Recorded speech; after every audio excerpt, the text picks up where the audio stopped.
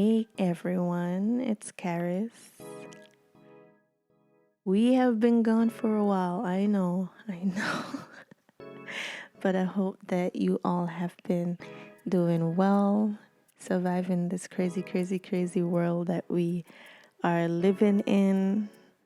Connie and I had decided to kind of put YouTube on the back burner. We didn't know for how long, how permanent it would be, but we had a couple other things that we wanted to try out and prioritize. So that's where we've been. A lot has happened over the last little while. I think we posted at the beginning of the year. So a good couple of months. A lot has happened from that time until now. But here we are. Over the last week or so, kind of just felt the urge to post here and reconnect with you guys. I feel like there is a community of people here that we can connect with through our experience, and at the very least we get to document our journey as a family and just all the things that we've been going through as a family.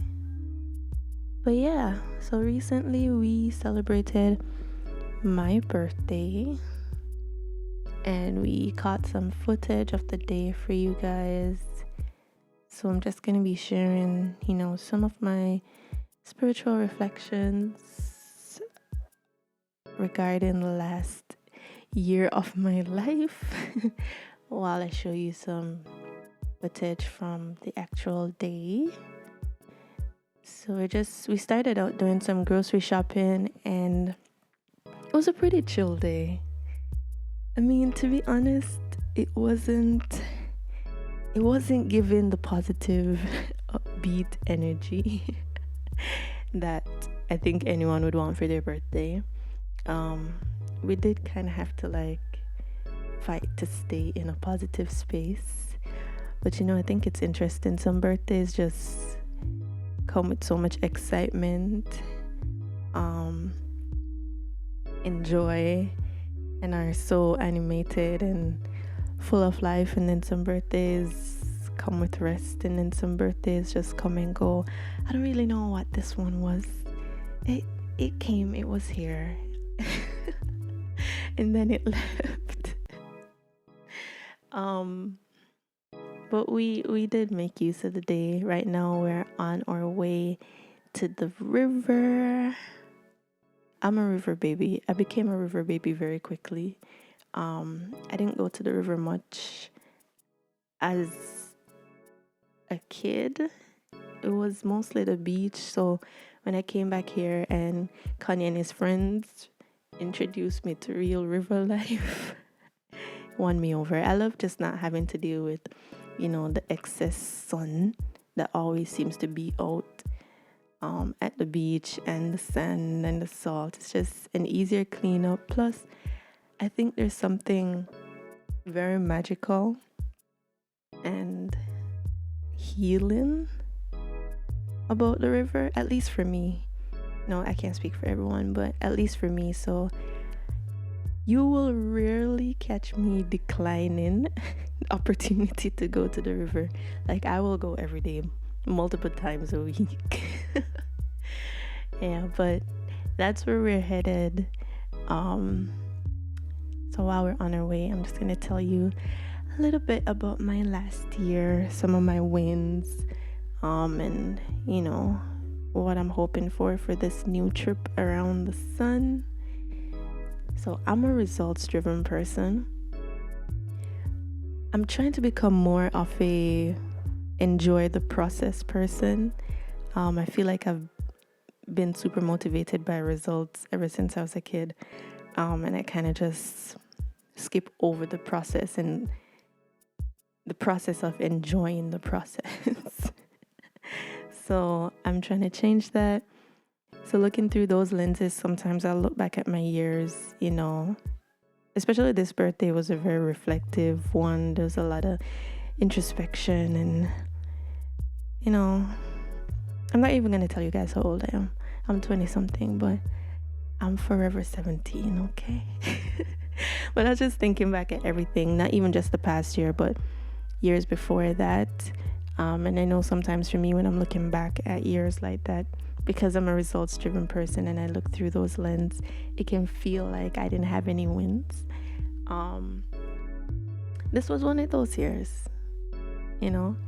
But if I am being gracious to myself, I did put out a track, released some music all by myself, so I was very proud of that moment.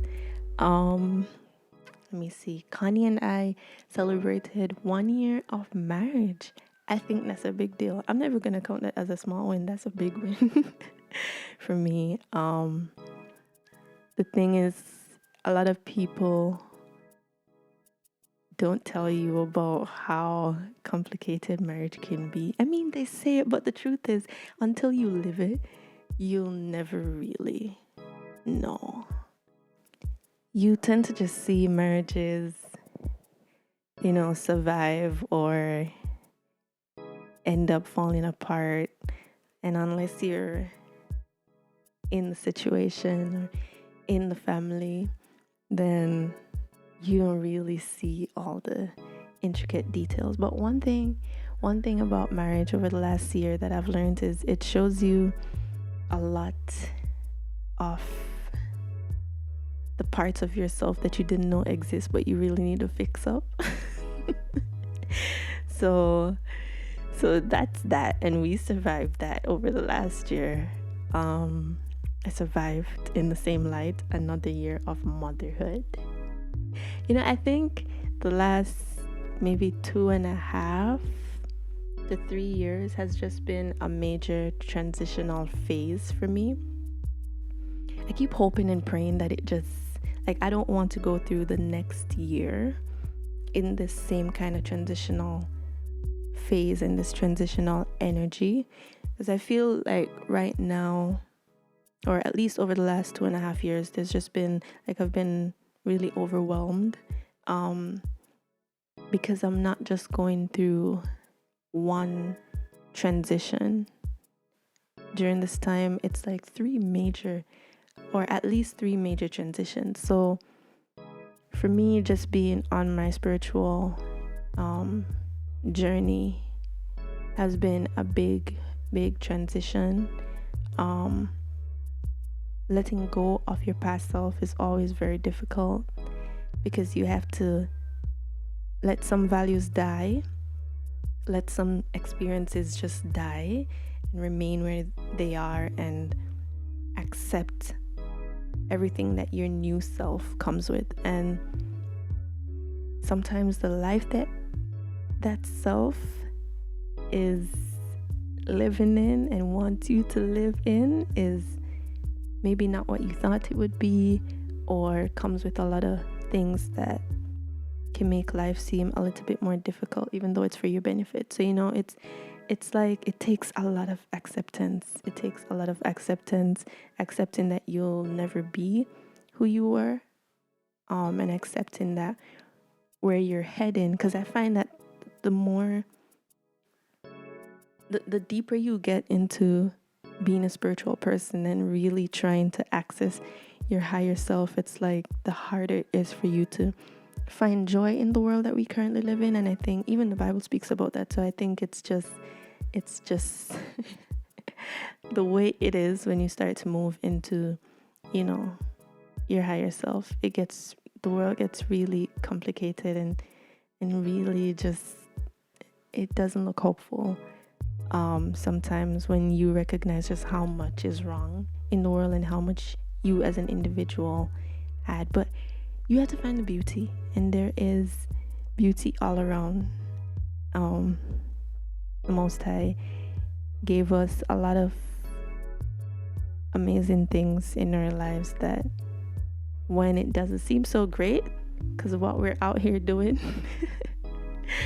and causing on ourselves as a global community, you can always come back to those things. I think that's part of what the river does for me too. It just brings me back from all the craziness that's happening another transition I'm currently going through. I think even though it's been year 3, I'm still transitioning into motherhood as a creative and someone who free flows, doesn't really do well with restrictions and being on someone else's schedule. It's been a real challenge. I'll probably talk more about that if I feel moved to. But it takes a lot of, it's a trying transition, okay? And just transitioning into marriage. So a lot of things going on at once here in my life. But anyway, I pray that the next year will come with clarity. I'm praying for abundance. We're planting a lot of seeds right now, both literally and figuratively. I've been getting into gardening, and it's been a process that's been teaching me a lot. Trust me. Patience. But just praying that everything that we've been putting out will blossom. I'm praying for peace of mind, that all the things I've been trying to work through and learn more about and grow in will become not just clearer, but I'll accept what I need to accept, so I can be in a more tranquil state. But going forward for this new year, I think one of the things top of my list is taking care of me some more. With all the transitions that I've been going through, I've kind of, lost me a little bit in the process. And I think Kahris needs some spiritual self-care and some mental self-care and all the things. So emotional care, all of that. So that's what I'm going to be prioritizing, because if your cup is empty, then you can't fill anyone else's, and have a whole family that depends on my cup not being completely empty. So that's what I'm praying for this new year. But yeah, thank you guys for listening, and we will catch you in the next video. Bye. Peace.